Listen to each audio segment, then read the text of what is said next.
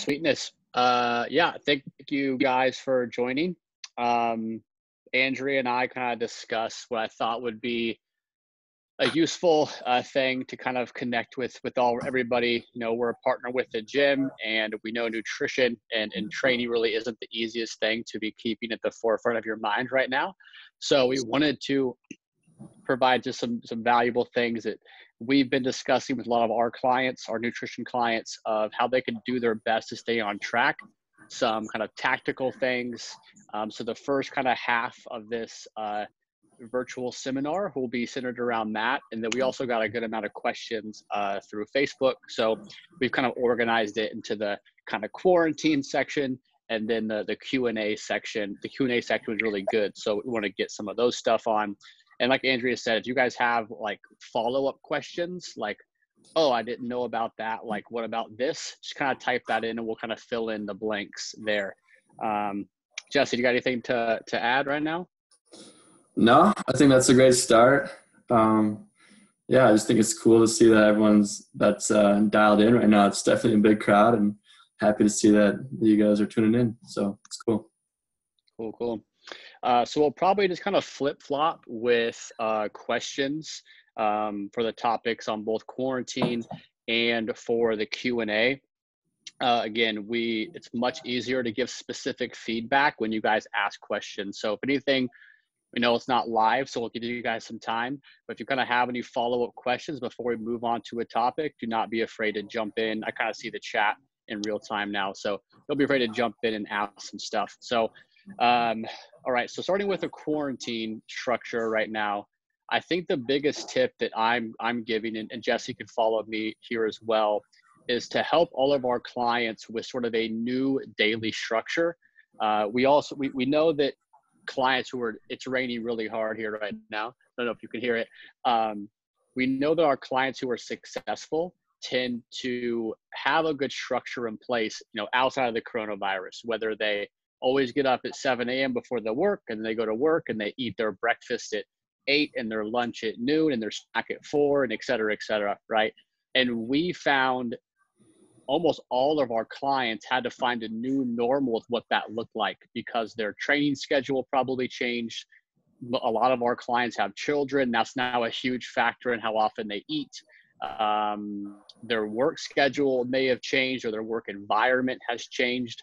So something we discussed last week was literally having our clients like time block their days, just like if they were starting a new job, right? So I was like, literally, I want to know, like, what time are you going to wake up and have breakfast and lunch and your snacks and work out, and find time for all of it.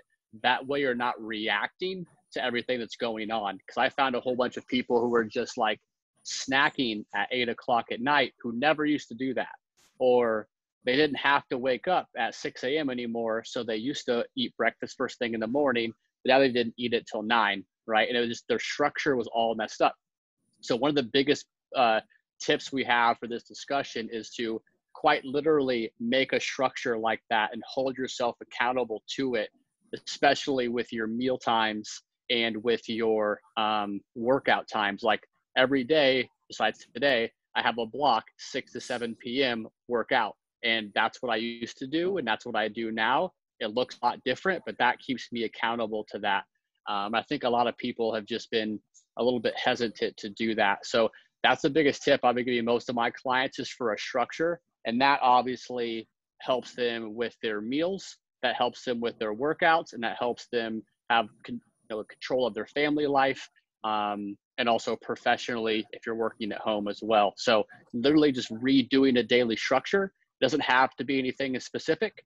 You could eat breakfast at 6 a.m. or 11 a.m. I don't care, but find a structure, a new structure you could adhere to. So. Yeah, I think you covered a lot of great things there. For all of us, it's been a really weird change. I'm sure most of you have noticed already things that you've started to implement into your new routine as we've gone these last few weeks. And I think one big thing I really wanted to add on to your note on structure is just like, if you have it penciled in, especially things like a workout, you don't have to rely on something like motivation really to get you through that session. I think if you just make sure that you have that scheduled ahead of time. It's just one less decision you have to make in the day. And, 9 times out of 10, it's hard to get that initial workout started. But after you're done, you typically feel really just rejuvenated and you feel good about that decision that you've made. So like Greg said, if you can really just pencil in, a new routine, times that you're going to eat so that you avoid mindless snacking, times that you work out, it's just going to simplify your life a bit. So, and then I think one thing I want to add on to that too is like, now that everyone's at home, most of us are just moving less as is, right? So most of us have a commute to go to the office downtown. You have things that you're walking through. Maybe you're picking someone like a kid up from practice. You're just getting a lot of daily movement in without thinking too much about it. And now, since we're a little bit more confined, I think we just have to be a lot more aware of like how much we're actually moving just to keep. So I know everybody's different with, when they wake up and certain commitments they have, but like one thing that I personally have found a lot of value in as we've gone on the last few weeks is just trying to get like a 30-minute walk in workday.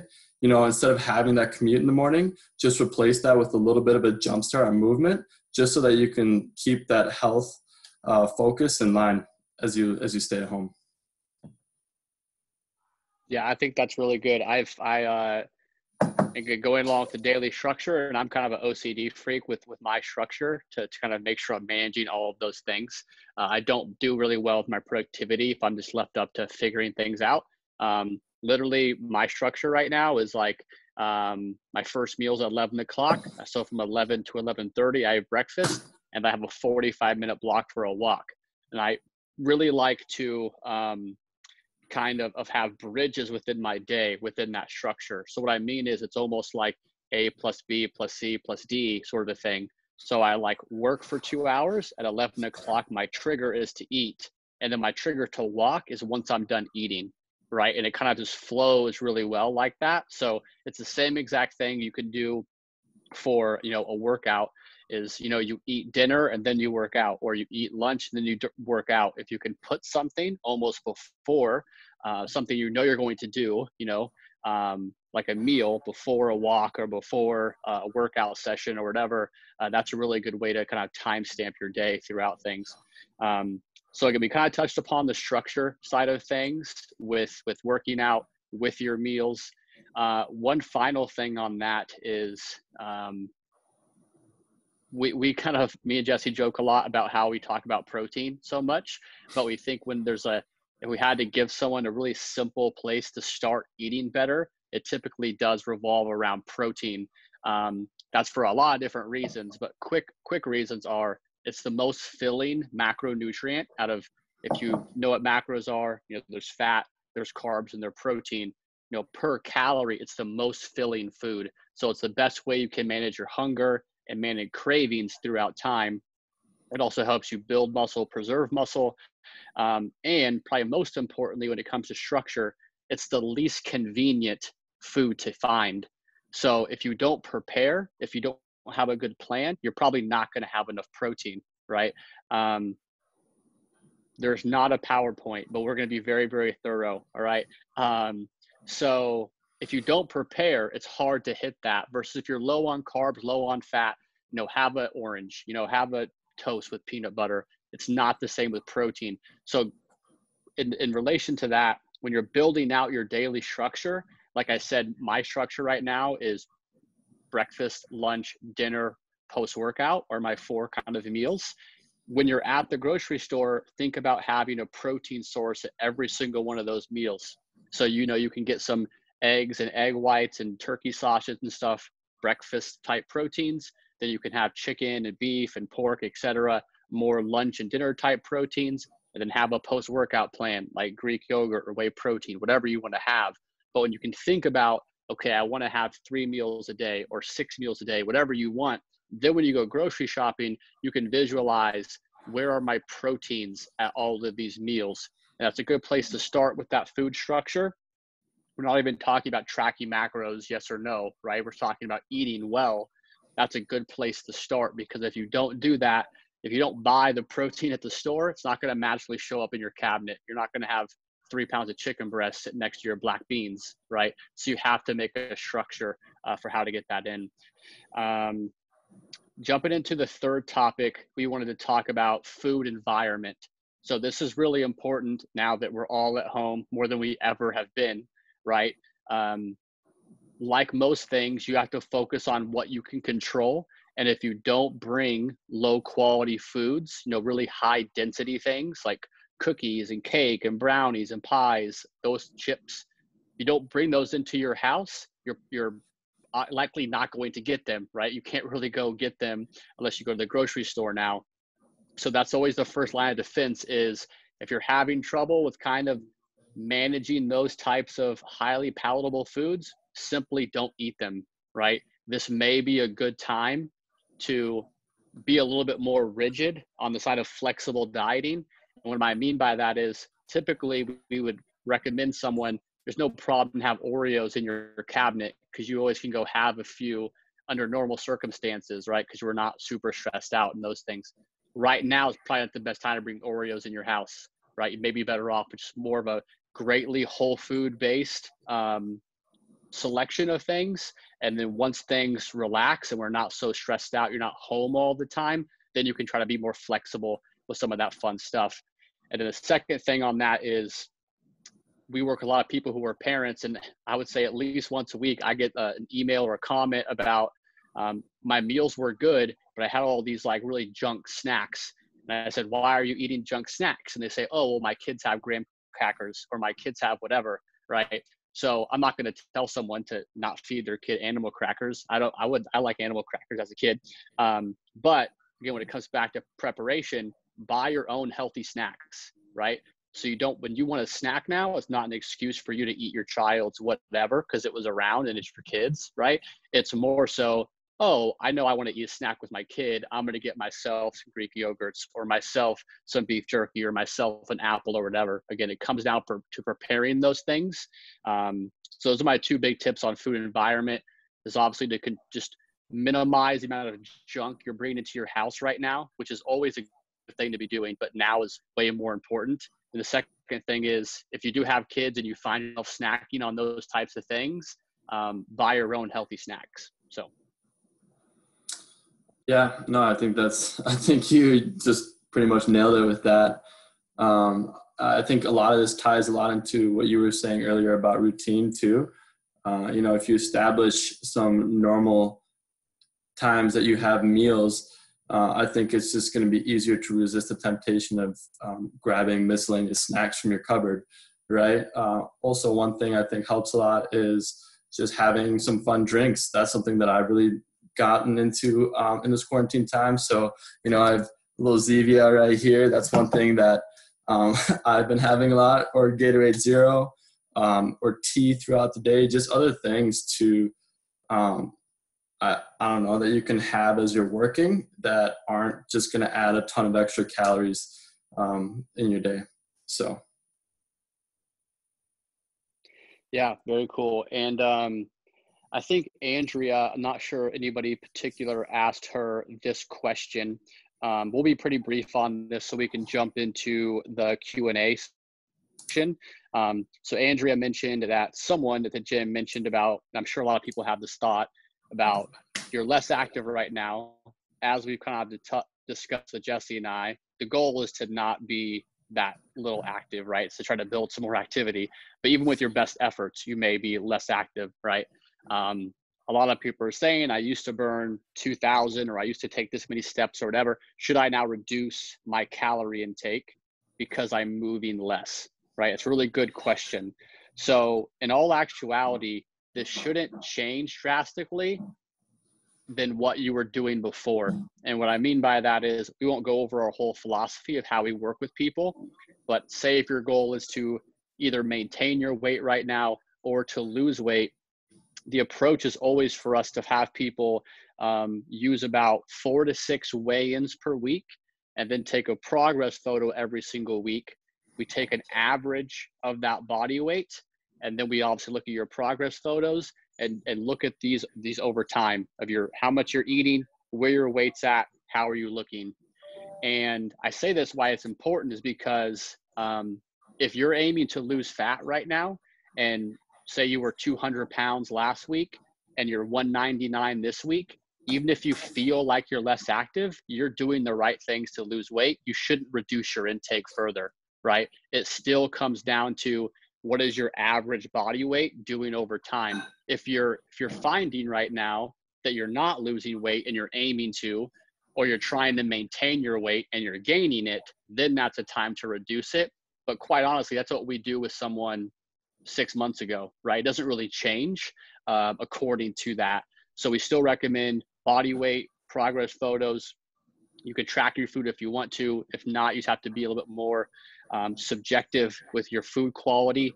But those are the big things. Did you kind of want to add to that, Jesse, as far as if someone asked you, should I eat less right now during the quarantine?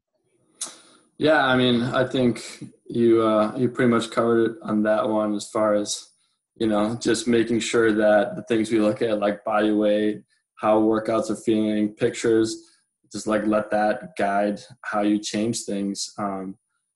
I think overall as a whole, we're just less active. So I think people are quick to like, oh, I need to change something right now. When really it's just like focusing on the basics and just establishing more of a routine. Again, that's really what I really want to drive as a focus for my clients, rather than like drastic changes that aren't sustainable. So. Yeah, for sure. I'm on the same board with that. And we find with clients a lot, the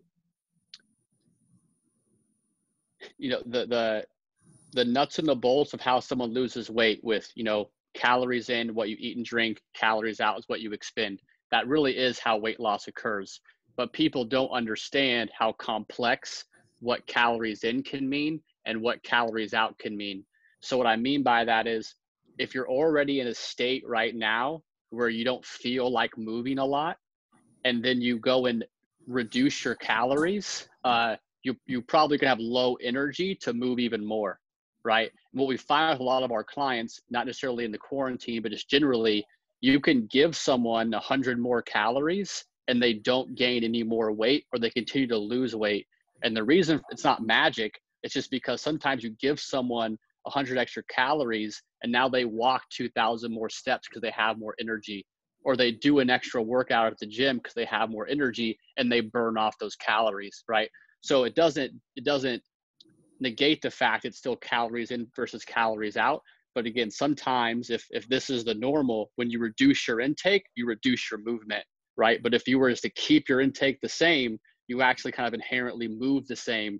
So it's a little bit counterintuitive that you can do that. But that's why you may not need to be significantly eating fewer calories right now, even if it seems like that on paper.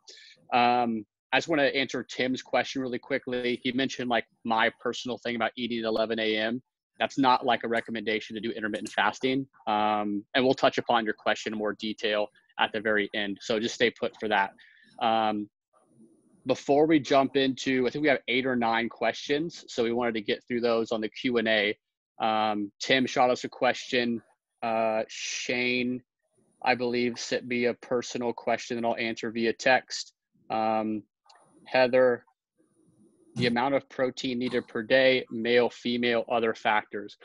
There are a lot of other factors. We can't go through that in a quick seminar like this. Really good place to start is 0.75 to 1 grams per your body weight. We like lean body mass as a little bit better measure, but that entails knowing your body fat percentage, which you may not know. So if you go 0.75 to 1 gram, so if you weigh 200 pounds, that would be 150 to 200, I believe. Somewhere in between there is a really good place to start. Closer to 0.75 for women, closer to 1 for men, but lean body mass is a big driver there. Yeah, I think also the one other thing I want to touch on for like the other factors piece is I think that ties more into your goals. Someone who is trying to lose weight and cutting, I think protein has even more of a place in their diet just to help keep appetite in check, and support that lean body mass. But if you're trying to gain muscle, I think the protein needs actually drop slightly. And I say slightly with a big asterisk on it. But I think those would be the other factors that we'd look at when we determine protein needs. Yep. That's really good. And we didn't introduce this in the beginning, and some people may be like new to MyoBrain. So we are an individualized nutrition coaching company, right? That's like our foundation. We work with people one-on-one. So while what I recommended of that 0.75 to 1 is like a good ballpark, right? We're firm believers in making things individual for each person. So sometimes that can come off as like, he's not giving me a straight answer, but that's because there's not a straight answer. It really does depend on, what your goals are, how old are you, what are the lifestyle factors you have going on, all of these things. Just like with Jesse mentioned with the protein factor, to reiterate on that, the lower protein needs for someone aiming to gain muscle is because we actually have them eat more calories overall, because what you need to do, you need to be in a calorie surplus to gain muscle tissue. Being in a calorie surplus is an anabolic signal to your body already. So you actually don't need, it's still high protein, don't get us wrong, but you actually don't need a ton of protein because you already have a strong signal to build muscle, and hopefully you're doing resistance training as well. But flip that, if you're trying to now lose weight, that's a catabolic signal. You're trying to remove tissue from your body, right? So you actually need slightly higher protein there to make sure when you're losing tissue, it's not coming from muscle tissue, right? So that's just one reason. That's one example of hundreds we could give someone. If some guy told me he was 200 pounds and wanted to lose weight, some guy was 200 pounds and he wanted to gain muscle, his protein intake may be slightly different there. And that's really just a purely individualized thing. We cannot say like you should eat 200 grams of protein, but it's in that ballpark, right? It's a good place to start if you want to just get rolling with something. So, all right, guys, we'll jump into the Q&A section. The first 3 questions are all similar. Jesse, do you want to take the first question? Yeah. Sure. Yeah. I think these were Ian's questions. What formula do you recommend for determining? Okay. Yeah. So I think if you type in macro calculator online, there are going to be a ton of different equations that are going to give you different base. Sorry, Jesse, just quick. Do you want to just read the full question out loud first so we know? Sure. Yeah. So the question is, what formula do you recommend for determining daily caloric goals for reducing body fat and increasing lean muscle mass? So at MyoBrain, we actually use our own custom equation that we use from information that we get from our questionnaires. So in our questionnaire, we get like your age, your weight, your height, your current body fat percentage based on some pictures that you send in, how frequently are you working out, how active is your job. And these give us a great baseline to make a really educated guess. I don't think anyone out there, if someone tells you they can give you the perfect numbers right off the bat, run, because that's just not how it works. We can use these factors to get really close to a baseline start for you. And then based on how you respond to that start is how we make changes. So I think that people just focus too much on like the exact numbers rather than building in like the adherence and the routine in their day to hit those targets. So really what we're looking for is consistency with something that you could sustain that makes sense for your lifestyle and that puts you in the caloric range that lines up with your goals. So honestly, when you go online, there are probably plenty of calculators that put you in a decent spot. But I wouldn't say like there's a perfect equation out there.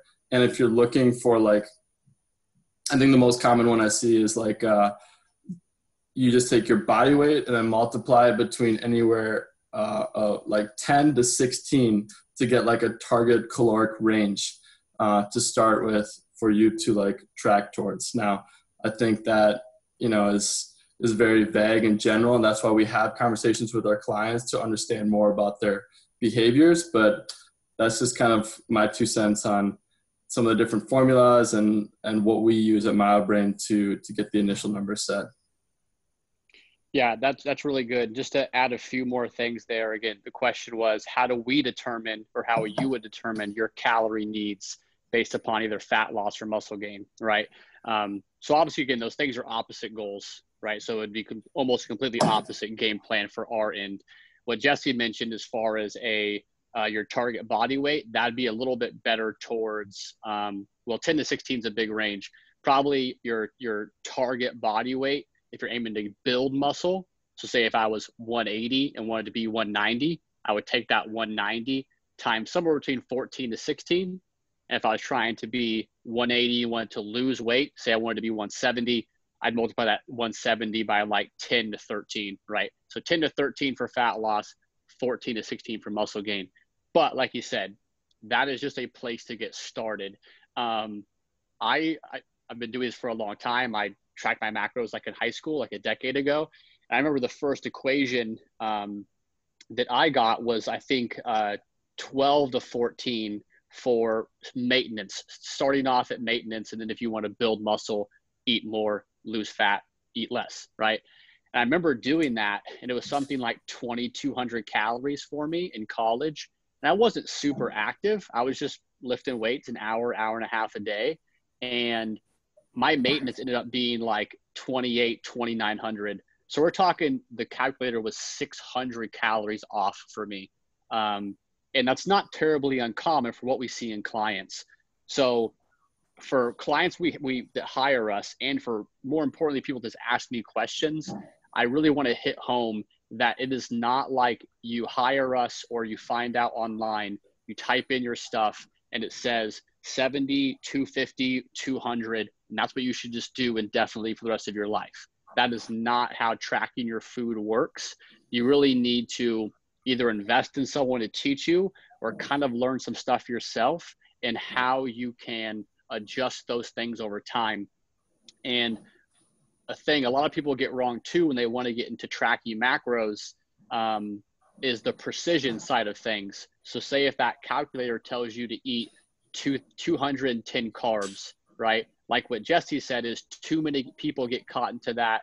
I have to be perfect 210 carbs and don't build the meal structure, the meal prep, the habits within that. And what can happen a lot of the times is they get so fixated on that, they don't realize that the difference between 200 carbs and 210 carbs is like nothing, because food labels have some inaccuracies within them. Unless you're weighing out every single meal you eat every day, there's going to be some inaccuracies when you eat out, right? So all of that said, the difference between 200 and 210 is nothing. So you should just kind of get started tracking. If you want to do it by yourself, use that range. But then most importantly, you have to learn, okay, I didn't lose any weight this week. What can I adjust? Or I lost too much weight this week. What can I adjust? And that's a little more difficult of a process, but that's really how you get sustained progress. I've worked with hundreds of people. Never has someone just lost like 50 pounds based upon my initial macro calculation for them. You have to tweak with things over time. And again, obviously that's a little bit more of a longer conversation, but 10 to 16 is a good place to start.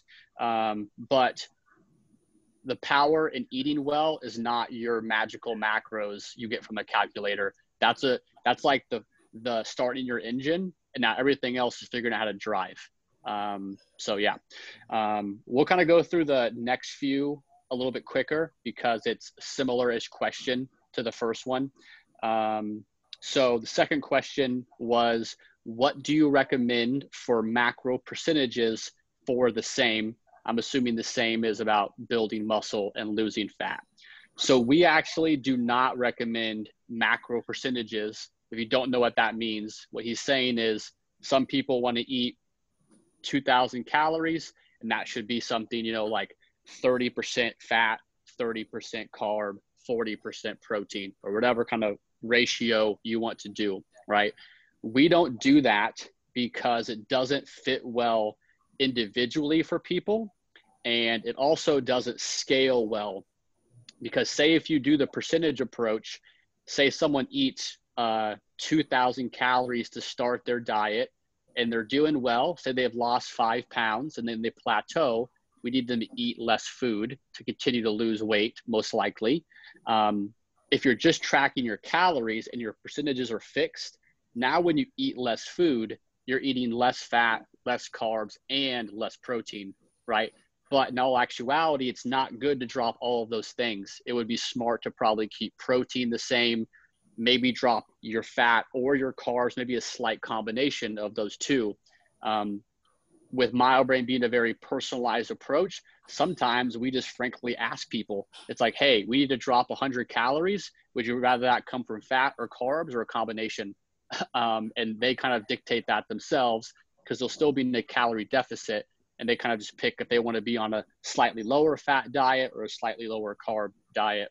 So that's the main way I don't like them, is because they may be fine initially, but once you start to individualize the process, if you need to eat more food to gain muscle and your protein's already at 200, you don't need to eat more protein, you know, so the percentage approach really doesn't work super well there. Any other comments, Jesse, on kind of, we don't do a lot of stuff with macro percentages, but. Yeah, I just think, like you said, I think the percentages, if people are looking to start anything, can get them in a decent place to start. You know, like, I think having good balance throughout the day is a great approach. And if you're looking just for something that I think is a good general place to start, that could be an answer for you. You know, I read something recently that the distribution of carbohydrates and fats is kind of irrelevant. It should really just be tied to the individual's preference, because some people just prefer nut butters and fattier foods, and some people prefer carbohydrates. So like you said, I think as long as we get the calories in the right spot and keep protein up, we can really just tailor the carbs and the fats towards the individual's preference. Yeah. And we won't go too much into the weeds in that.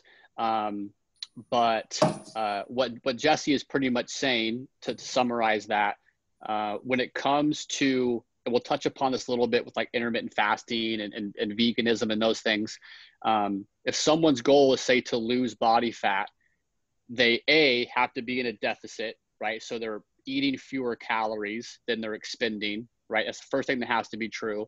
And then we want to make sure they're eating enough protein so that when they're losing weight, it's mostly coming from body fat. If you're losing weight and on a really low protein diet, along with some other things like not sleeping well, not resistance training, stuff like that, you can lose a lot of muscle tissue as well. But once those two things are equated, like the weight, your pace of weight loss and your protein intake, there doesn't seem to be a big shift in, say, what if I had 50 fat and 100 carb, or 100 carb, 50 fat, right? It can kind of teeter like this, but as long as those calories were the same and protein were the same, it's equated a lot. I wouldn't say it's the same for performance. If you're someone like Andrea who's trying to compete in a sport, we definitely favor a much higher carbohydrate diet for them. But for people who still may be a competitor, but like you're not trying to win the CrossFit games, it's just more recreational competing, it's probably not a big difference if you're on a slightly lower carb diet with higher fat. Like Jesse said, personal preference and sustainability of that. If you can stick to the diet for 6 more months, even if it's like 2% worse, it's way better than if you would have been on the perfect diet for a couple of weeks for you. So that's a good thing there. Jesse, do you want to tackle the third question on tracking calories expended with our kind of formula? Similar question, but. Yeah, so the question is, when calculating daily caloric intake, do you recommend tracking calories expended during exercise? This is a good question. You know, we in our approach, we take our initial conversations and your job, and how many days a week into account to determine your caloric range. We're not really looking at like you did an Orange Theory class one day and your Fitbit said that you burned 1,000 calories and then you went on a walk the next day and you only burned 400. We're looking at the bigger picture, like the week as a whole, to really look at how active your lifestyle is in general. You know, how much are you moving around in the day, and based on how your body responds, we make adjustments. So I know there's a lot of different tech gadgets out there that measure activity, but my personal opinion on it is we're far from being really accurate with that.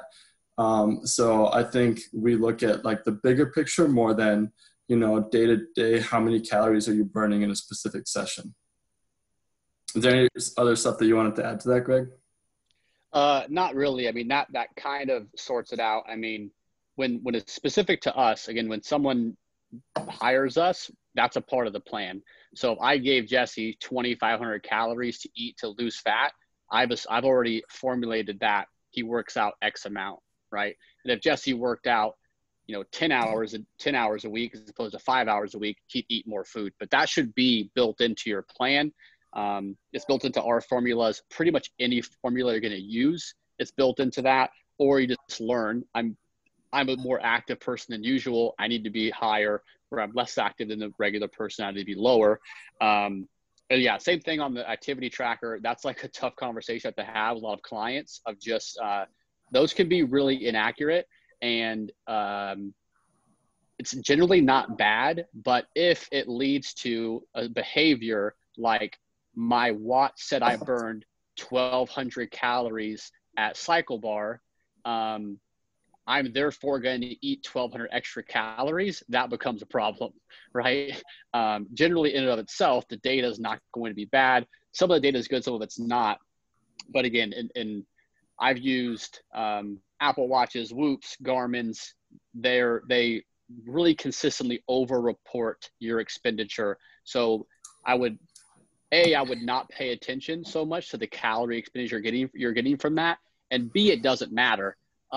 If you're aiming to lose body fat and your watch says you're burning 5,000 calories a day and you're eating 2,000 calories, you can be mad all you want, but you're not losing body fat. So it doesn't matter what your watch says. It matters how you look in the mirror.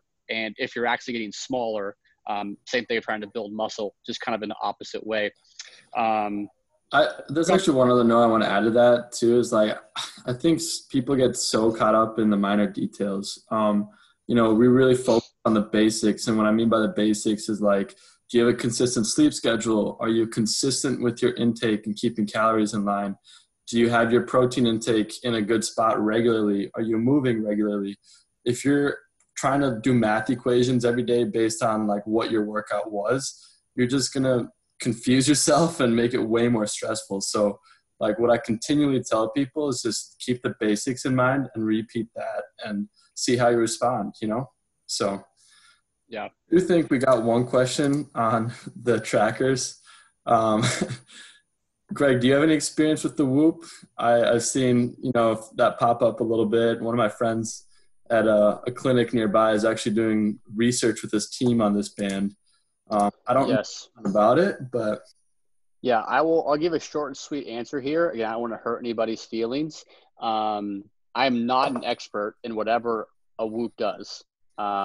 So they obviously know about the devices a lot more than I do. With my personal experience with this is not a Whoop question either. This is anything on your watch here that has this super cool green thing that measures your HRV is using very similar technology, right? So I want to pick on Whoop. The efficacy of things like HRV and your recovery score and whatever software wants to map it as is very difficult. And when you look at when HRV is like, for people that don't know, it's like heart rate variability. It's like a simple way to see like how recovered, how parasympathetic you are to then go train hard. What I've seen with obviously a lot of my clients use a similar device to this or have in the past is that the data they give them, they don't know how to interpret. And that's not really their fault. It's just because most people aren't HRV experts. So what I mean by that is a lot of people think that their HRV is low on Tuesday, and that may correspond to them being under recovered or whatever, and then they should not train that day. But if you talk to someone that really knows HRV, it's a lot better as a long-term tool than it is as like, I should train extra today or I should train less today, if that makes sense. So again, I just don't know. I think you need to be more importantly in tune with how your body is feeling and how you're performing. And sometimes a fitness tracker can be assistance to that, but sometimes it can be a detriment to that. Again, if you feel beat up and you got in a fight with your significant other and you had a stressful day at work and your watch says you're 98% recovered, and you try to hit a back squat PR, even though 90% felt like 100%, don't listen to your watch. Listen to how you feel, right? Same exact thing. If your watch says you're 12% recovered, but you feel great and you're warming up and things are feeling snappy and you're happy that day and you're supposed to go for a new 2-rep max and you just beat your old one, like go for it, right? So I think with all of the fitness trackers, they have to be used responsibly. Think of it as a tool you're using, not as like the default thing you fall back on. It should be a piece of the puzzle. And I find just too often with people is there's just a reliance on it a little bit too much. So I will say too, so I bought a Whoop and I wore it for like 2 weeks and I hated it. I don't even know where it is anymore. It's always me. I didn't sleep. I wasn't recovered and got in my head. It was dumb. That's why I asked it too, Greg, is because I had one similar to Andrea for a little over a month, but I found myself becoming stressed about how recovered I was, how I slept, and try to add in all my workouts or my, sauna sessions or what have you. And it just became too stressful. So I stopped wearing it. So thank you. I think that's a response I've gotten from a lot of clients is that it's a little bit more of a detractor of things than it is a positive thing. What it does positively for some people is it brings an awareness to what they're currently doing. So again, if you're using, like I have like a Garmin watch thing, if it says, hey, like you slept 5.5 hours last night, you probably knew that already. You didn't need a watch to tell you went to bed at 1 o'clock in the morning, but it brings it to the forefront of your mind, right? But simply like writing down your thoughts, like if you use like a training journal or you use an app to track your workouts, if you just write down like felt really bad today, I don't know if I ate enough food, I didn't sleep enough last night, that's also a cheap, free way, and in my opinion a little bit better of a way to have that self-reflection on how you're feeling with training, as opposed to needing to do that. Again, it's not a bad tool. I don't want to say that Apple Watches and Garmin's are bad tools. You just have to respect that it's a piece of the puzzle, and not if it's stressing you out, if it's cause you to eat more calories than you think you do and you're gaining a whole bunch of body fat, but your app told you should, that's a time you need to dial away from it a little bit. Very cool. I had one other question before we jumped into the next thing. We'll kind of jump on these a little bit quicker. This was a question in the chat. A follow-up question to tracking based on activity level. Should people eat less on rest days? I hate to give you this answer, but it really is, it depends. And what I mean by this is I work with some people who have a static intake. Like they kind of eat 6 days of relatively the same food. There's like a range in there. So I may say eat 2,300 calories plus or minus 100 to keep them sane, right? And then 1 day a week, they have some extra calories for like a fun meal, kind of an unstructured track day. Some people do well with that, even if maybe 2 of those days they don't train, right, per se. Other people, if they try to do that, their activity difference between when they work out and when they don't is so big that they're like hungry on days that they train and like stuffed on days they don't train, right? So the simplest way I can answer this question is, if you find that there's a significant difference between your training day hunger and your rest day hunger, then yes, you probably should eat less. This becomes more apparent the more you train. If you're someone that does like the 1 hour class, a lot of my clients that do that, they don't eat differently on a workout day and a non-workout day.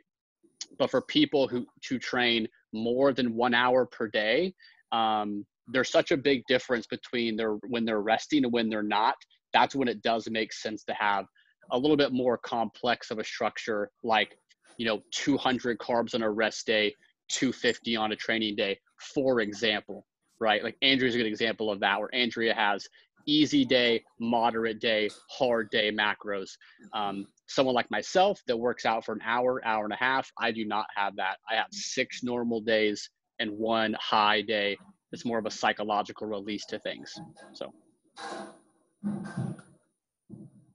all right, Jesse, do you want to, number 4 is kind of technical. Do you want to take 4? Should I take 4?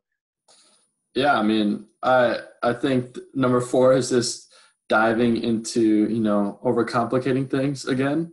But I'll start off with it, and you can add whatever you want to add. So the question is, given the absorption rate of protein, what are your thoughts about eating more than 30 grams of protein in a meal? So like I said just a few seconds ago, I think this is one of those things about, where you're focusing on minor details. My whole goal with someone is to make sure that they're hitting their protein goal, and I don't really care how you do it. So there are approaches out there that I've seen that would like you to eat every 3 to 4 hours. But not everyone has the same schedule. So I don't really care if you eat, 4 meals with 30 grams of protein each, or if you eat, 2 meals with 60 grams of protein. As long as you're hitting your target, that just, I think, is the main goal. And then outside of that, I don't even think it's really been proven to be beneficial to really space it out, every few hours. I think it's really up in the air as far as what research says on that. So I think just whatever you can do consistently is really the goal here. Yeah, that's mostly what I had down. And again, just for like, probably most people are not, hopefully most people are not aware of like this. It's a general, like, I don't want to say it's a myth, but fitness misunderstanding, right? We have another question too, I think that's kind of a misunderstanding about absorption of food, right? And I don't know why, like, even when I was like 17, I heard this, your body can only absorb or use X amount of protein. And no one ever knows why it's 30 or not 40 or 20 or whatever, right? It's always just like a number. So your body will 100% absorb whatever you eat. That is going to happen, whether it's fat, whether it's carbs, whether it's all at once, whether it's 20 times throughout the day. Your body is very good at absorbing nutrients. So that's kind of a technicality, but it's important because if you eat 200 grams of protein, you're going to absorb that. Now, typically where this question gets a little bit more nuanced is this idea of like, when you eat something with protein in it, there's like kind of a spike in your muscle protein synthesis, right? And the general thought behind this 30-gram number, or one of the reasons why like eating every so often was initially a thought for people, is that if you say had this bump in protein synthesis and then it came back down, wouldn't it be nice if you could just do that all day long and hypothetically just be building muscle all the time, right? So there is somewhat of a truth that you can only have your muscle protein synthesis so high, right? So if eating 40 grams of protein here, peaks it, eating 80 isn't going to get it higher, right? But what it will do is have it longer, right? So you'll maintain a higher protein synthesis for much, much longer, right? I'm not trying to make this into like a science seminar. You essentially have more area of being in a high protein state. And all that really is saying is exactly what Jesse said. It comes down to how much period throughout the day did you have protein? And that comes down to your total daily protein intake.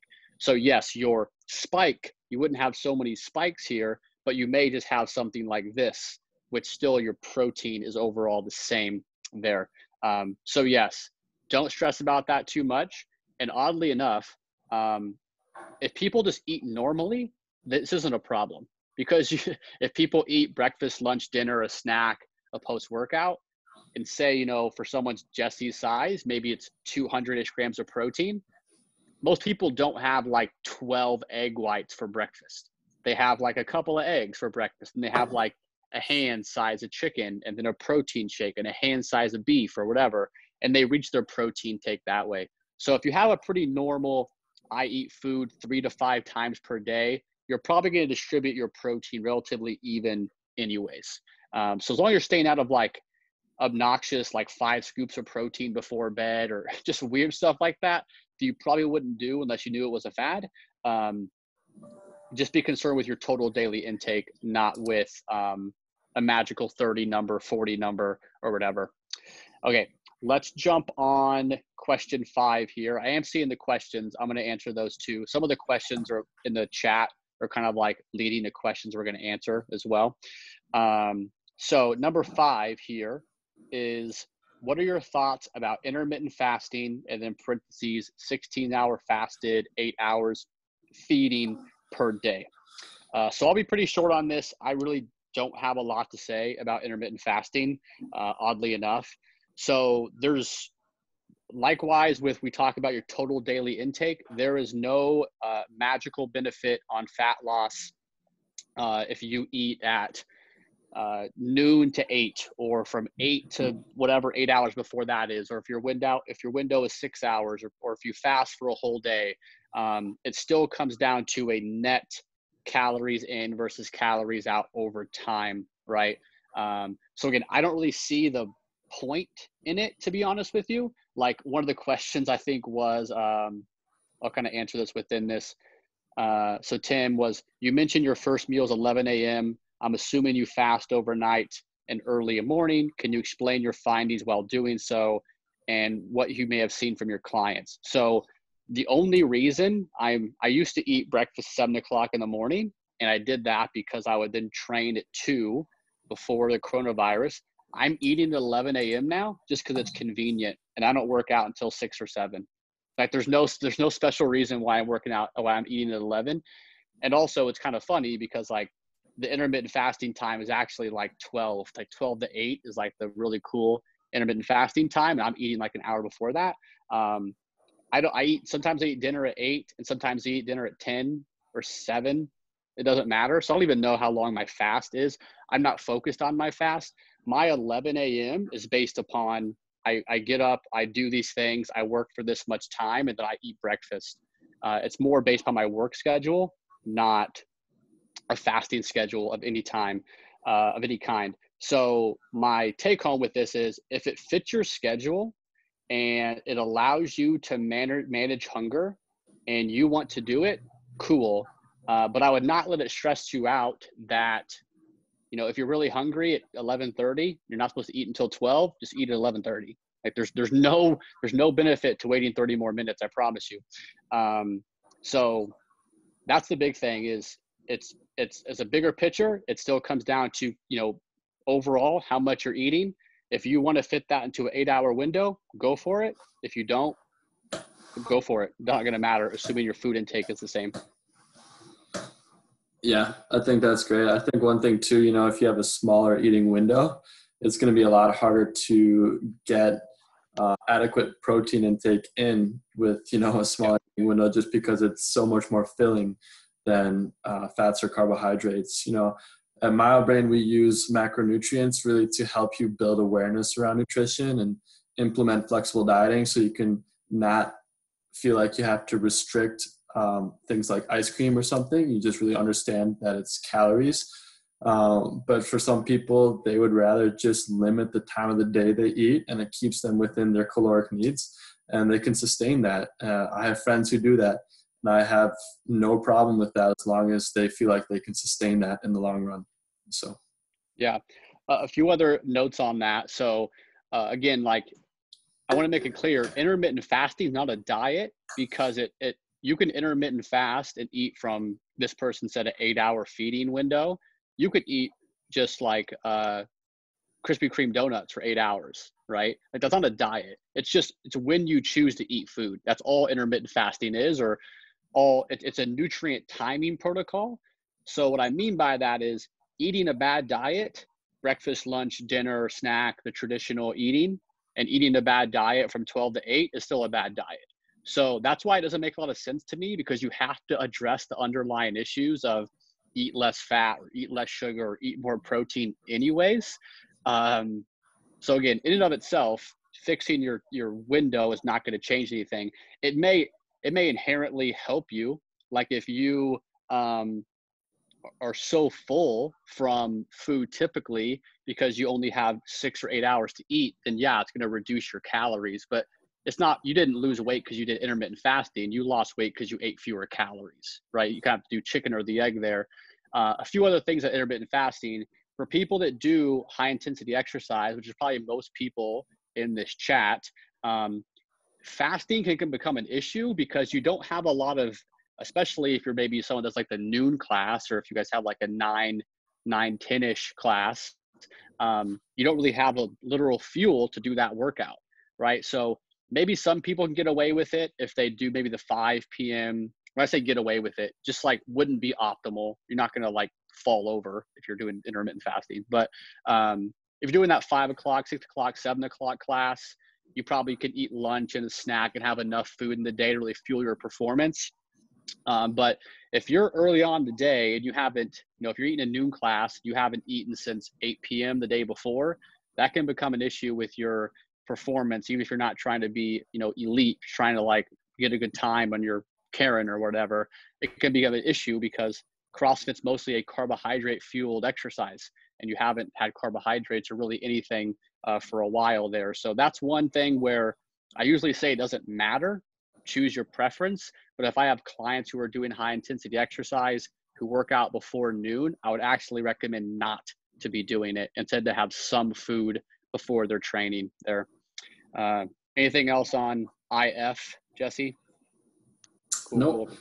Let me jump on a few of these questions and then we'll go for 6. So there was one about protein. So this was a question in the chat. Can you explain a little more on the types of protein? What are the differences of those protein types? My current goal is to lose weight. What type of protein should I consume? So it's a very good question. The last one on there, what should your protein consume if trying to lose weight? No difference. So a high quality protein when you're trying to build muscle or lose weight is still high quality protein. The amount of those may change, but the sources, you don't need to have like fat loss proteins and muscle gain proteins, if that makes sense. The different types of protein, to be somewhat simple here, there's complete proteins, which are mostly animal foods, and then some other foods can fit into that category, and then incomplete proteins, which would be like a plant source of protein.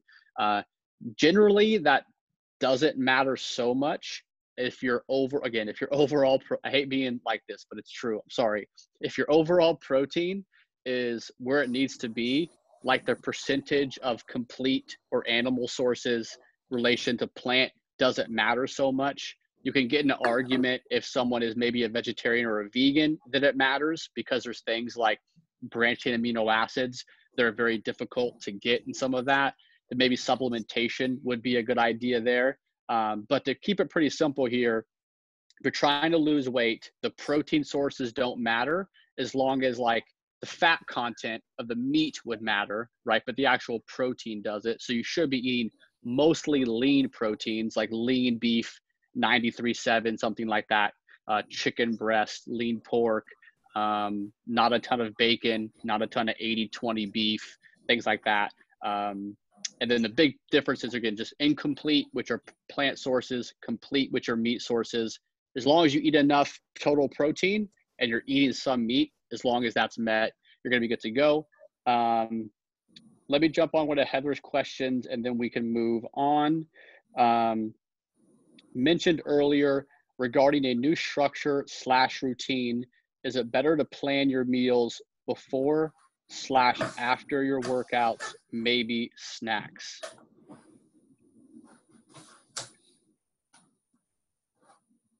I don't exactly, Heather, if you want to like reword that for me, or Jesse, maybe you can read that. It's like the 4th question. Before or after your workouts? Yeah, I don't know. I think maybe a little bit more, if you could clarify that question a little bit. Yeah, she may be saying like what's the best, is it best to eat before? I'm just guessing. I think that's what she's asking, if it's better to eat before your workout or after your workout. Okay. Sure.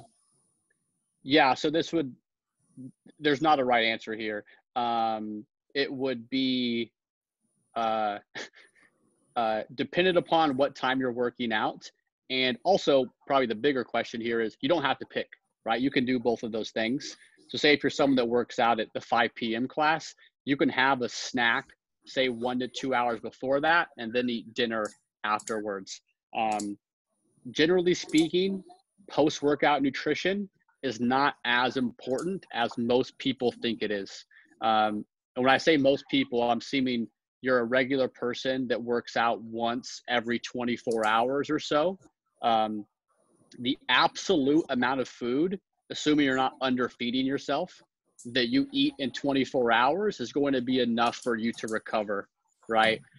So in that sense, actually, pre-workout can be more important because it has a more like transient effect on your performance.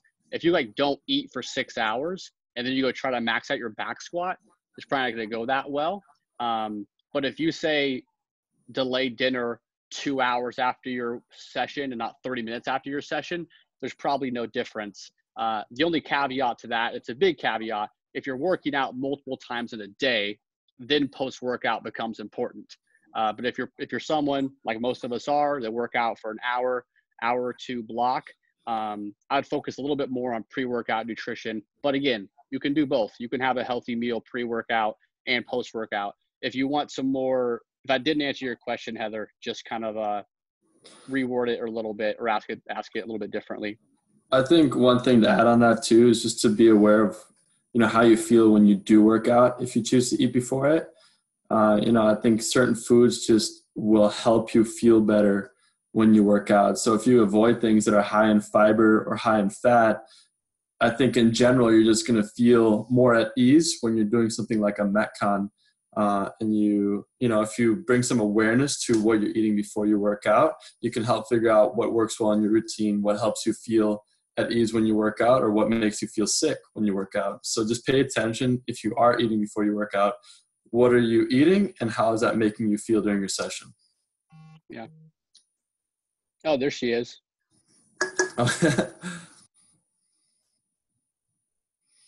Cool. Heather, do you want to clarify that question? Well, it was just more, is it like you should have certain carbs like a half hour before you eat so that way it doesn't hurt your performance, like whether it be a snack or a meal size? Is it better like just to fuel your body before your workouts and then do it that way?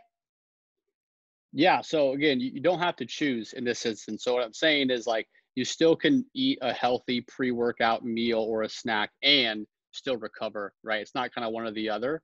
A good template to stick by, again, we don't like blanket recommendations, but a good starting place is if you work out in that 5 or 6 o'clock window, you can kind of get away with this, to eat a whole food meal about like 2 to 4 hours away from that session. It needs to be most people need to be a pretty sizable meal to do that. If you look on our Instagram or our social media, we have this thing called a MyoBrain Healthy Plate, and it kind of breaks down like having a protein, a starchy carb, and a fruit or vegetable. It should be a pretty balanced meal, right? Like I wouldn't recommend just carbs, say for a pre-workout meal. It should be pretty balanced. If you can't do that type of structure, then we recommend like some sort of snack about an hour or two away. And that can be a little bit more specific, like say a protein shake and an orange, right? Like really what generally people do well with are things that are quickly digesting. What Jesse mentioned, fat and fiber take the longest to digest. So if you're going to eat really closely to a workout, you don't want to be having a ton of that because it's going to sit in your stomach. So if you're eating close to a workout, focus a little bit more on easily digested carbohydrates and very, very lean protein sources. Try to minimize the fat intake. But if you're eating several hours away from a session, you can have some more experimentation. Just more of like a generally healthy meal is fine for that. Okay, that would make it better, at least being able, because doing a workout hungry necessarily isn't the best thing, but doing it with your stomach bothering you isn't necessarily the best way either. Right. So I just didn't know what the best pre-workout snacks would be, whether it's like a little bit of cottage cheese or a fruit and protein shake for the best with your performance. Yes. So it's really just all those could be good solutions, right? Again, it needs to fit in with your total daily kind of goals. And then secondly, you kind of have to do some experimentation like Jesse was talking about. If you just say had a cup of cottage cheese an hour before and you got super hungry, then add something else in, right?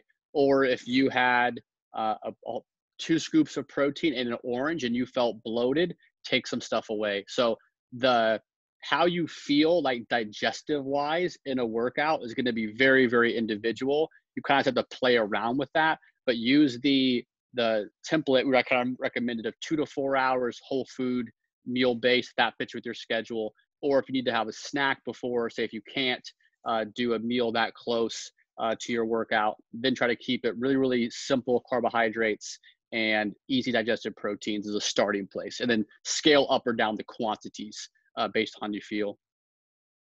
Okay. Yeah. Awesome. Jesse, do you want to jump on question 6? 6. Yeah. Yep. Let's see here.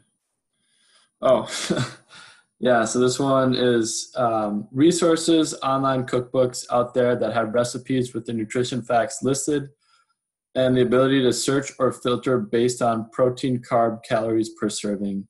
I get bored fast while figuring out on my own what to do with chicken breasts, beef, etc. So there are a couple resources out there. Carly and I actually just put together a little cookbook with weekly staples that we use just on our own. But outside of that, in our book, at least, there aren't specific breakdowns between each meal. But there are resources out there like Dieting Lifestyle is a guy that has made all sorts of creations that are more macro friendly. So he has a great cookbook out there. I know masonfit.com has a variety of different recipes. I think the big thing that I want to touch on here is your note on boredom, what to do with chicken breast, beef, etc. For me personally, what goes a long way is playing around with different seasonings and hot sauces. Hot sauces, especially if you like spicy food, can really just keep eggs, for example, interesting. Adding different veggies in there. Just things that don't add a ton of calories, because sauces in general typically hold a lot of calories. So just trying to find things that add a lot of flavor without stacking the calories. So seasonings and hot sauces, and then really vegetables loaded up with different colored vegetables. That'll be an easy way to keep meals interesting. But we can post these resources as well that we found helpful that actually provide the macro breakdown for different recipes out there. If you ever want to check that out too. Yeah, I've pasted all of those URLs and Instagram tags in the chat. Amy also mentioned the mealprepmanual.com is a good resource. I cannot confirm or deny that, but Amy, checks out with Amy. One question nice. I'll jump on before we do the old question. Thank you for the response. Could you quickly talk about peanut butter if my goal is to lose weight? What would be your recommendations? All right, so good question. And we'll fit this into a bigger umbrella a little bit too. So again, in a nutshell, nothing wrong with peanut butter, because again, as proponents of flexible dieting, we want to, if your goal is to say lose weight, like you said, we would calculate, okay, all these things, your height, your weight, how often you work out, yada, yada, yada. You need to eat 2,200 calories per day. Again, if you're trying to lose weight, we need to eat fewer than that, right? We need to have a certain amount of protein, fat, carbs, whatever. Peanut butter can be a part of that, say 1,900 calories that you eat. It perfectly can be, right? There's nothing wrong with peanut butter, nothing wrong with ice cream, nothing wrong with bread, nothing wrong with name a food that people hate, right? You can eat it and still lose weight. but that doesn't mean that food doesn't have certain properties. And what I mean by that, peanut butter is a good example of a very dense calorie source, right? So again, say if I wanted you to eat 1,900 calories to lose weight, well, if you say, look at, my fancy AirPods case here, if you were to put peanut butter the size of this on in a bowl or something, that could be like 100 calories of peanut butter, right? It's a very, very dense source of calories. If you were to put a piece of broccoli this size on your table or your plate or whatever, it's like 4 calories, right? It's very, very high volume. It is not dense, right? So I'm not saying peanut butter is bad. I'm not saying chips are bad or ice cream is bad, but those types of food are very dense, which means you need to be very mindful of how you're eating them. So if you're someone that's going to track your food, those are the things that are of highest importance to be weighing out, because there's always like those funny memes, like what you think a tablespoon of peanut butter is versus what it actually is. People like do the 1 tablespoon of nut butter and it's like really like 4 on their tablespoon. So it's, as a bigger conversation, peanut butter is something that's just very dense in calories. And that is one way people can be confused of, I eat mostly good foods, but I just seem not to be losing weight. It's most likely because you're eating a lot more than you think you are, because some of those things can be really, really dense. So there's nothing wrong with peanut butter by itself. You just need to be really conscious of what of how much you're eating, because it's very, very dense. It looks like Andrea has some fun stuff. Powdered peanut butter is a great option because in 2 tablespoons, there's only 70 calories and 2 grams of fat. Yes. Tastes good.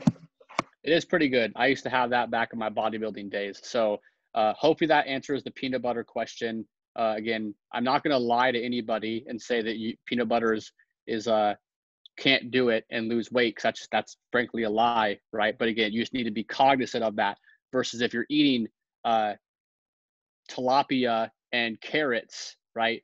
You can make a mistake there and still not eat that many calories. Hopefully that makes sense. Those types of foods, lean proteins, fruits, vegetables, are very voluminous. They tend to make you very full. And therefore, if you eat an extra ounce of sweet potato, not that big of a deal. If you eat an extra tablespoon of peanut butter, that's an extra 100 calories really quickly. So that's a question on peanut butter. Jesse, do you want to start off with question 7 about eating at night? Again, hopefully people are kind of getting the trend here with some of our questions, but the eating at night question. Yeah, absolutely. So the question is, I've heard conflicting info over the years regarding eating at night. One thought, don't eat anything for a couple hours before bedtime. The other thought, eat a lean meat like chicken breast or casein protein within an hour of going to bed to allow your metabolism to have something to continually burn through the night. So this makes me think right away of the image of like a banana, and it says like 100 calories in a banana at 7:59 p.m. And then at 8:02 p.m., suddenly there's 1 million calories in that banana. I just think that's really funny, because that's actually saying exactly what this is saying, that if you eat late at night, you suddenly are going to derail from your progress. Calories don't change at night. Calories in and out still apply. But if you think about eating late at night, it typically ties to social events, a bucket of peanut butter filled pretzels while you're watching a movie, just snackier foods in general that tend to be higher in calories. So that's where I think this kind of stems from, is the fact that people reach for snackier foods at night. So eating at night is going to derail you from whatever health goals you have. The one thing I want to touch on, in regards to like protein intake at night, I would really pay attention to when you're hungry throughout the day. Obviously, if you're going to bed really hungry and you can't fall asleep, that's an issue. So really take a look at when your appetite is really kicking in throughout the day. And if you aren't hungry at breakfast, for example, maybe save some of those calories for a bigger dinner so that you can go to bed comfortable. I don't personally believe that there's any magic effect of having, a protein shake right before you go to bed. But if that protein shake helps you hit your caloric or your protein target for the day, then implement it. It's just looking at the big picture here and not focusing on the minor details, in my opinion. Yes. I don't have too much to add to that.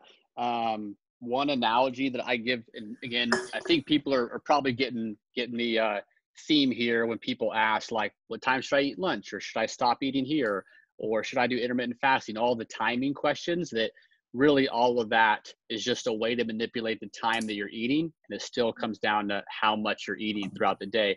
The analogy I give that everyone on this call can understand is it's just like finances, right?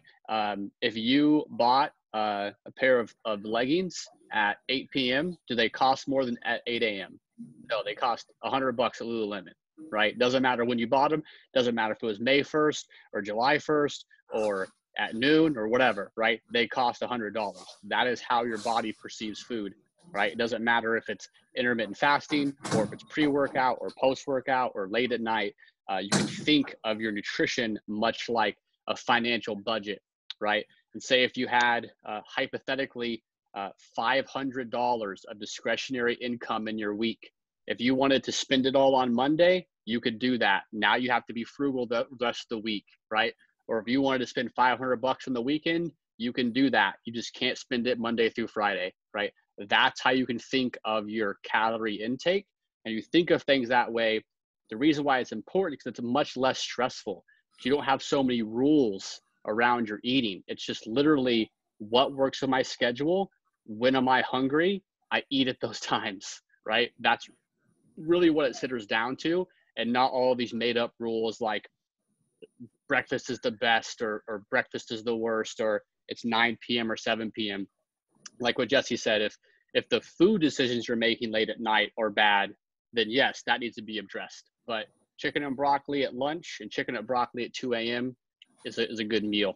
All right, let's jump on number 8. I haven't heard this question ever. So this was, I wanted to provide some context for this, because I think there was a good correspondence between Tim and maybe Ian kind of on the Facebook thread.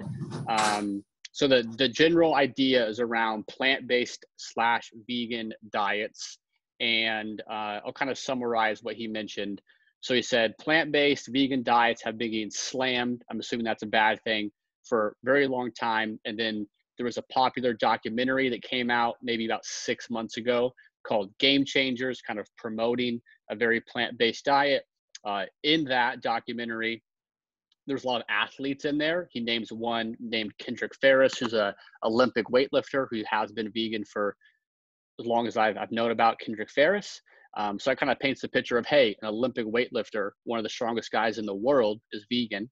And then he says, side note, my father-in-law had a heart attack in December. He saw his doctor, switched to a vegan plant-based diet, lowered his cholesterol, lost 35 pounds, felt great, digestion is better, and better than when he was eating meat for most of his life. And then said, the question was, what have you found in your research, right? So the first thing I want to point out here is that any diet that promotes, there's a lot of different ways you can promote weight loss, right? In a nutshell, right? It still comes down to calories in versus calories out. When I talked a few minutes ago about calorie density, when you look at a vegan diet, traditionally, you could just eat, crackers. I don't know if Oreos are vegan, but if you're eating mostly fruits, vegetables, whole grains, and just omitting, say, meat products, it's inherently almost a low calorie diet. It is hard to overconsume calories if you're eating apples and toast and avocados and berries and oatmeal, right? Those are very filling foods if you stay away from the processed stuff. So anytime, again, someone creates that calorie deficit, they're going to lose weight. So for this, I'm kind of touching more on his father. He mentioned lost 30 pounds or so. Anytime someone does that, it's going to happen. That's why you have friends who have lost weight on paleo, who have lost weight tracking their macros, who have lost weight on keto, vegan, carnivore. That's why there's so much confusion generally about, like, my friend did carnivore and lost weight. How does that happen? It's because they ate fewer calories. For people who are aiming to lose fat, That's really all it is. You have to find a way that's sustainable for you to eat fewer calories. If a vegan plant-based diet allows you to sustainably, when I say sustainably, I'm talking about from now till you die, do that, then there's nothing wrong with it, right?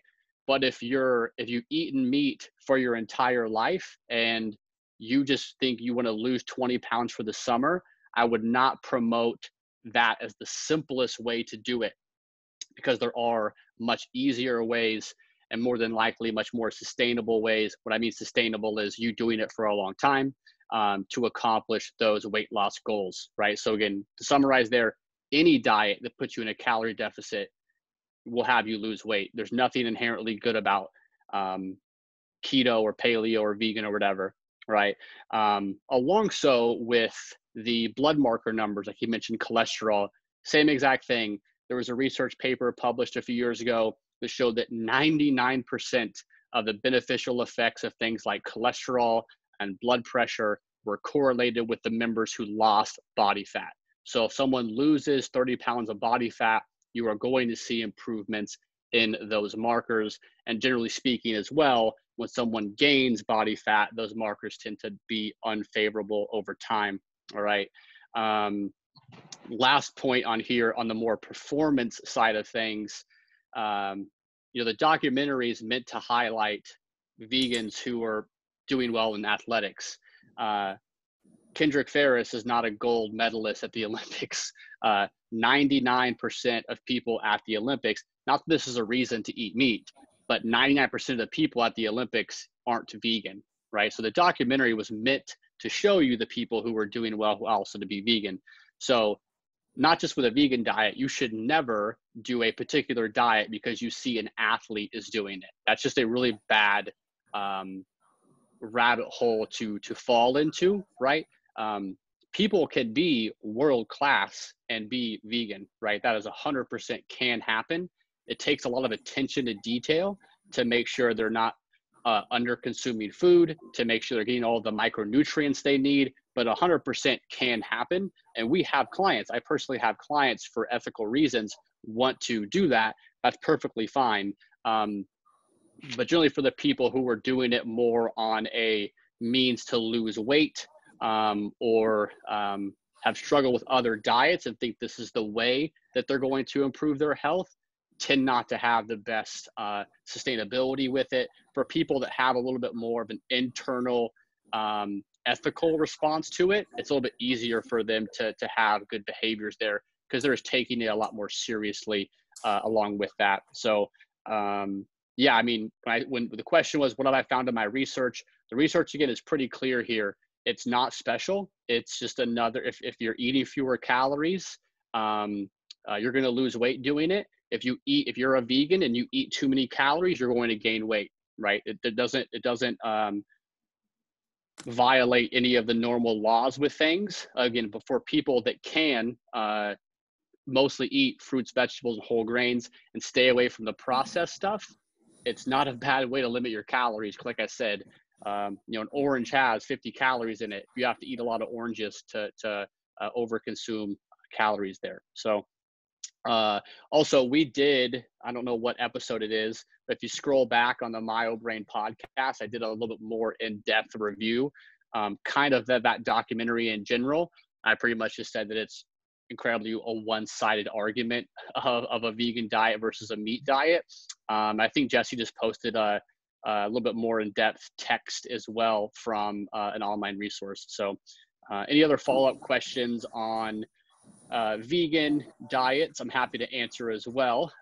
Jesse, do you have anything to add to that question? No, I think that covers it really well. I just posted that Lane Norton link. Lane Norton is a guy in the nutrition space that I have a lot of respect for, and I like a lot of the content he puts out. So if you want to look through a really well thought out response to a lot of the points that are addressing the game changers, just click on that link I put in the chat, and just give that a read. He will, I warn you, he will not be as nice as I was on this webinar. He's a little bit more blunt, but he has a PhD in nutrition. He tends to be a little bit more like, here's what the data says, don't mess with the data. Again, I would say I'm not even a proponent of a vegan diet.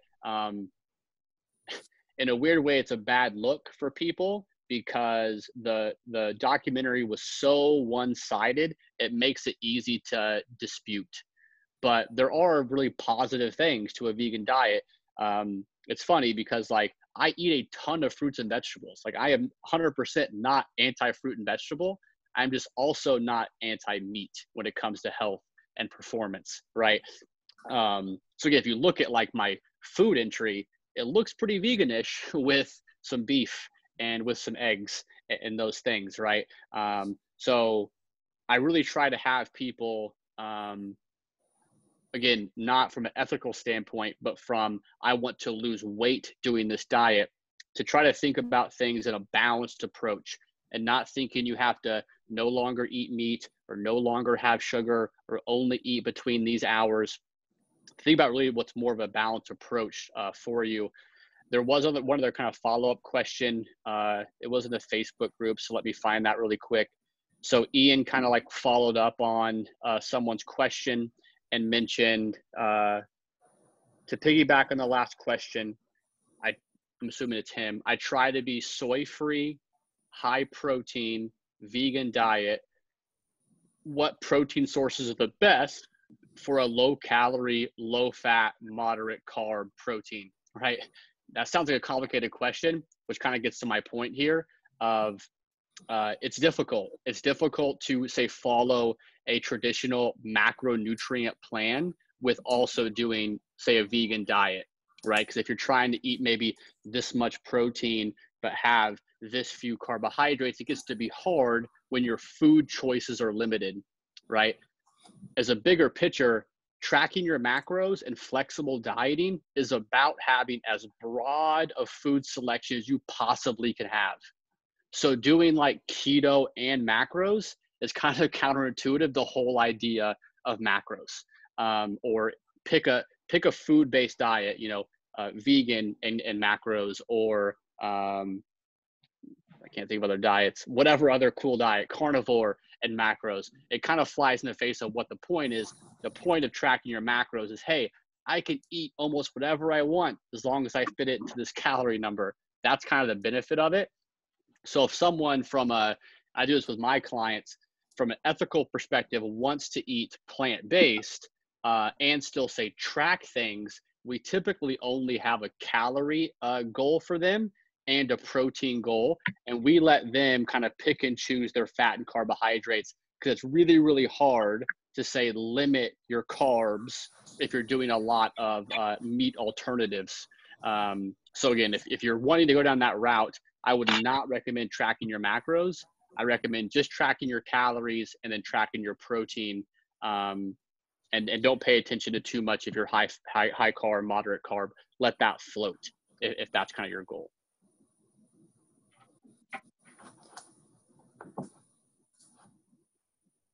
Jesse, anything else on vegan stuff? I mean, I with a few of the plant-based clients I've worked with, I think it's just been eye-opening when I've gone to the grocery store to look at some of the alternatives. There's a lot of fillers that are in these plant-based alternatives, and I would just be really careful about the choices you make, because some of them are so high in fat and carbohydrate. So really just take a quick look at the label if you are going through a plant-based approach, and just make sure that whatever choice you're making lines up with your goals. So that's really all I think Andrea, not to put you on the spot, but maybe a good resource-ish here as well. I don't know if you're like vegan, but you make a conscious effort to not consume a ton of meat, correct? I think you do a good job of probably finding some really, really high carb, really, really high fat protein alternatives. So you may be good on resources on how you navigate that. Oh man, she was way out of the chat. She's busted. Sorry, the chat was up. I couldn't find the mute thingy. Very good. No, I just don't consume pigs and cows because they're really smart, and I feel really sad about that. So I just eat a lot of fish and chicken and turkey. Not that they're not creatures. They're dumb. I get it. Yeah. They're dumb creatures. But the pigs and the couches make me so sad. So yeah, those are okay. what I avoid. Okay. I didn't know. I knew we had conversations before about. I mean, I played around with it. Yeah. Yeah. And again, I have people that like nothing, like not dairy, not eggs, not anything. And again, it has to be a different approach for them if they still want to be tracking food, right? And it's not that it can't be done. It's just that you need more attention to the micronutrients of things. And I would not recommend, when I say the traditional macro approach, that kind of comes from bodybuilding. Like if you've like done an online calculator or worked with us or worked with another company, they probably gave you a pretty like lowish fat, moderate carb, moderate protein intake because it all came from bodybuilding. And that's kind of like a bodybuilding split of macronutrients. Again, I would not recommend that because it'll be kind of hellish to do all those things together. So I just kind of focus on protein intake and then your calorie intake to be in a calorie deficit if you're trying to lose weight. Ian, what up? Is that Ian? Nope. Oh, there he is. Oh. Ian, you had a lot of questions. Did we answer your questions? Yeah, you guys did great. Thanks. I really appreciate it. Cool. Yeah, guys, that was all the stuff we had for the Google Doc, kind of the previous questions. Again, we'll stick around for a few more minutes. If anyone has to leave here, so you can email me. I am greg.myobrain@gmail.com. You also can just visit our website, myobrain.co, to learn all about our stuff. Again, we have it. If you just search MyoBrain, we have a podcast, we have an Instagram to learn more information. If you're interested in signing up with us, there is a 10% off. If you're a member, I guess what you have to be. If you're in this chat, that is just myobrain.co/Timberwolf. We also do free phone consults for anyone who we're a partner with. So that includes you. So anytime you just want to like jump on the phone with one of our coaches, talk some things out, what are your goals, have some more personal information, we offer that for free for any of you guys. So again, just email myself or Jesse to have that, set up that meeting.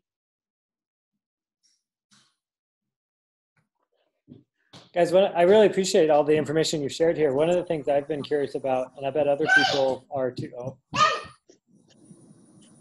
You're good. Kids. Give us like a ballpark financial estimate of what it costs to get involved with you guys. Yes, very good question. So our most popular plan, again, this is with the 10% discount, is $125 for the month-to-month plan. And there's also a slight discount if you sign up 3 months in advance, 3 months up front or 6 months up front. So it's going to be about $100 to $125 per month. Again, our website has like kind of everything that's included with that coaching package, from your target macros to a meal plan to our weekly check-ins to our software. All those details are at myobrain.co. But to summarize, I do want to reiterate, it's an individualized coaching process. You get your stuff, you track your food, you track your weigh-ins, you take photos, we adjust things over time. If you had a bad week because your kid lost a soccer game and you guys went to Chick-fil-A, we talk about how to make that not happen again. It's really a relationship you establish with your coach. It's not just like, here's your plan, see you in 4 weeks, hope you lose 10 pounds, sort of a coaching service. So. Great, thank you.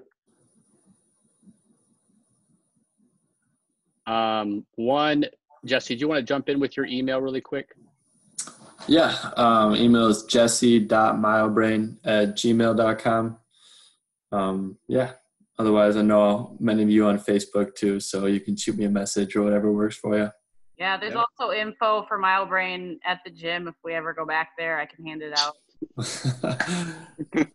Don't say that. When we go back, we will be back, Andrea. Yeah. Okay, so I'll take 2 more questions here. So the first one is, besides 3 regular meals, is there such thing as eating too much fruits if the goal is to lose weight? I would just like to know a little more about how fruits affect weight loss. So to be succinct, no, there's no limit to how much fruits or maybe sugar, if you're afraid of that, will cause weight loss. Again, if you run some formulas or work with us and we think you should eat 2,000 calories to lose weight, it does not matter what those 2,000 calories are. If you want to be entertained, you can Google Mark Twain, or no, it's not Mark Twain. Google Twinkie Diet. Mark Hobb is his name. Mark Hobb Twinkie Diet. He was a nutrition professor at Kansas State University, and he ate like 1,500 calories of nothing but Hostess products, people that make Twinkies, and lost like 30 pounds. And he did it as a point to his nutrition students on how energy balance drives weight loss. Not fruit, not sugar, not fat, not saturated fat, not whatever nutrient you think is important. It is really just calories in versus calories out. So no such thing as eating too many fruits if your goal is weight loss. Actually, diets that are high in fruit, high in vegetable, high in lean proteins are incredibly good for weight loss. Again, you still can gain weight eating too many of those, but assuming your calorie intake is not too high, whatever puts into that pie of food you want to eat, you will not gain weight. And then lastly, I'll jump on this one. If I want to lose weight, but also gain muscle, which way should I go first? Bulk or fat loss, in my opinion.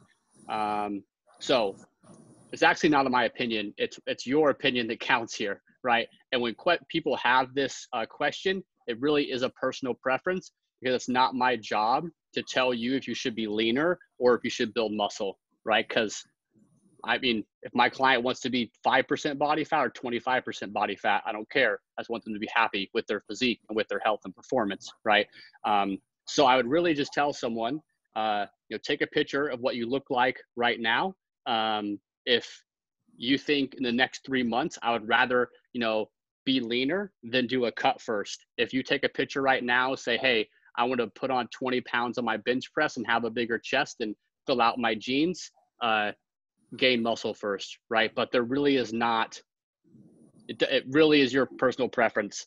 But I do think for a lot of people, especially for men, doing seasons of kind of some bias towards fat loss, bias towards muscle gain is a good idea for people long term to kind of see some good change in their physique. But there's not one way or the other, to be honest. Sorry not to answer your question. But yeah, it's really just whatever is the most pressing priority in your head, go that direction. Get really lean. If you're happy with how lean you are, then do a muscle gain phase, or the opposite, put on 20 pounds on your clean. You might be a little bit fluffy, but then do a 4 or 5 month cut and then get lean again. All right, Jesse, anything else you wanted to jump upon? No, when you mentioned that professor eating the Twinkie diet, it made me think there's actually, I'll throw in the chat here, there's a guy that did a YouTube. Oh, yeah, science. 100 days of ice cream and alcohol. Oh, I didn't know that one. Okay. He actually leaned out significantly from eating a lot of Ben & Jerry's and drinking. So if you ever want to have a little entertainment, check that out. Yes. I just wanted to post that because that was funny. The point of those is calories in versus calories out, not the quality. Exactly. Yeah. Don't eat. Yeah. It's a sensationalist way to prove a point, but sometimes it's what it takes to get people to realize, oh, it really is just the calories that I eat, even an extreme version. Again, if you look at what we eat in our meal plans, it looks really, really, really healthy. And then at the very bottom, it says like half a cup of ice cream, right? We kind of go by the rule of like 80-20. Like what I tell my clients at least is when you're grocery shopping, 80%, 8 out of 10 things in your cart should be healthy. And what I mean by healthy is like a 7-year-old can tell you that's healthy, right? Not like, is it like whole grain pasta or regular pasta, right? I mean like unhealthy or Oreos, chips, beer, that stuff, right? Whole foods are going to be generally healthy. So if you fall into that 8 out of 10 things you purchase at the grocery store is healthy, you're going to be getting plenty of like micronutrients, vitamins, and minerals to stay on track. the kind of follow-up question on that fruit and vegetable thing was, so fruit consumption should fit into your 2,000 calories. Thank you so much. So when I say 2,000 calories, that's an example, right? That may be too much or too little for you. But what I am saying is that fruit consumption, yes, if it fits into your calorie intake, there's nothing wrong with having 1 serving or 10 servings, because it's just calories, right? So don't put too much stock, Shane, into the 2,000 calorie number. Just know that as long as your fruit intake is a part of your total calorie intake and your total calories are low enough for you to lose weight, it will not prevent you from losing weight. All right. I really appreciate it, guys. This was way longer than I was expecting, but that's fun because I got to answer a lot of cool questions.